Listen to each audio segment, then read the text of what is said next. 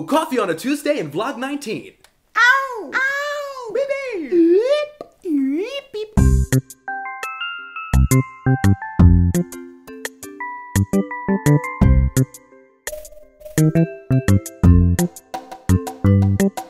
The Paul J. Getty Museum in Los Angeles is beautiful. Not only for the breathtaking artifacts in its large collection, but for the palatial architecture and for the experience of going there. To the top of that mountain in a trolley car above the city. From some of its balconies, you can see the entirety of greater Los Angeles, sat beneath its film of smog, and you can see the ocean in the west. Its gardens are tranquil, you can sit on the grass and enjoy the day, and then it's back down the trolley and you feel educated, cultured, better for the experience. The next morning, over coffee, you read in the paper that archaeological sites in Iraq have been ravaged by looters who have sunk holes into the dirt and ripped thousands of year-old artifacts from the ground to sell them on the market for cash. Still fresh from your trip to the Getty, your newfound sense of culture is outraged by such disregard for history, and you begin to think of those artifacts you saw yesterday in the museum as the luckiest orphans in the world. Thank God for museums, you say. Thank God for the Getty. Here is the essential problem of the antiquities market. On the one side, you have looters, who everybody hates, and on the other side, you have museums, which everybody loves. It's hard to see at first glance that these two things are unavoidably connected. See, looters loot because there's money in it. These are poor people and they need to feed their families. Okay, so let's say that it circulates around the village that there is a man in town willing to pay good money for Sumerian cylinder seals from the Babylonian era, and the guy next door knows exactly where to find them. Well, our would-be looter travels with his neighbor in the middle of the night to the chosen archaeological site and sinks holes into the ground looking for Sumerian cylinder seals. He doesn't find anything for a while. Eventually, he comes upon a pocket of them.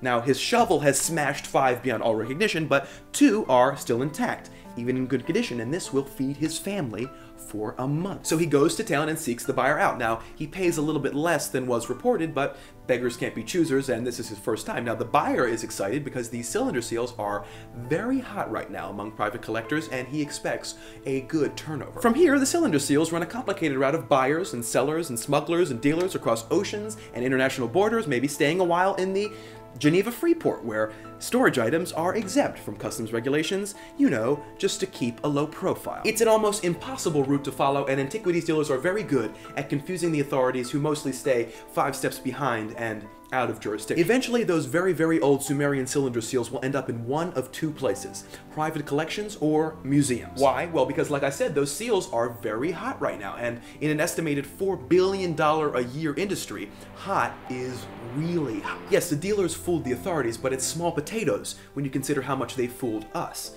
See, the whole thing can be boiled down to a simple business model: supply and demand. Without demand, there is no supply. And so museums like the Getty in Los Angeles, or the Met in New York City, or the MFA in Boston can go on demanding illicit artifacts because most people don't realize that this causes this. It's why when people like Philippe de Montebello, the former director of the Met, say things like, "Would archaeologists abandon a shivering orphan child on a cold, rainy day in the street?" in defense of their practices, we can call a big bullshit. These people are the parents orphaning their children off. The metaphor doesn't really work. It was Montebello in 2006 who had to return the famed Euphroneus crater to Italy after it was shown to have been clearly looted from a tomb in Cerveteri. He later said, "How much more could you learn from knowing which particular hole it came out of?" Well, this just shows you how ignorant these people really are, as the answer to his question is, of course, virtually everything. There is an archaeological term called provenience. It means the location of an object in 3-dimensional space in relation to all the things around it. Another word would be context. An object's provenience tells us 99% of the information about its significance and use. It's why archaeologists use all those little tools to dig things up, to preserve the provenience. Okay, so an example. If a Roman coin was found by snorkelers off the coast of Alexandria and sold to a museum, the experts there could probably tell you a lot about what year it was made and what mint it came from even, and that's a nice amount of superficial information. Let's say the snorkeler didn't touch the coin and instead reported the find. Well, archaeologists searching the area then find many more coins, and not only can they tell you about the year that it was made and the mint that it came from, but they can start to tell you a new story about the shipping trade in the Roman-era Mediterranean Sea. Context is everything. The aim of archaeology is to tell the most true, most comprehensive story about the past under the assumption that both the past and the truth are worth something to us. In 2007, the Getty returned 40 artifacts to Italy under mounting pressure from international authorities. Now, they did it quietly and without admitting wrongdoing, but these repatriations are becoming more common. To stop the supply, you have to choke the demand. And to do that, you have to educate people about how the antiquities market really works. You have to show them how they are being fooled by palatial architecture and great presentation. You have to say to them that though these places are undeniably beautiful, sitting as they do on the top of mountains above the city, that there are cultures being destroyed and forgotten every day. And they had their own ideas about architecture and presentation and beauty. And don't you think that their ideas and their culture has a right to be remembered correctly?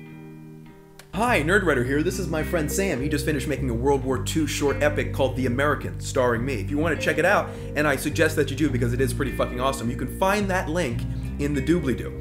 Anything to add, Sam?